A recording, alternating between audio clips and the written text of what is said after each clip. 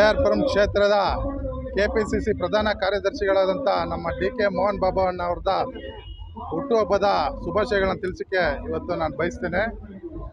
ಈಗ ಮುಂದಿನ ದಿನಗಳಲ್ಲಿ ನಮ್ಮ ಕೆಆರ್ಪುರಂ ಕ್ಷೇತ್ರಕ್ಕೆ ಅವರು MLA ಆಗಿ ಬರಬೇಕಂತ ನಮ್ಮೆಲ್ಲರ ಆರೈಕೆ.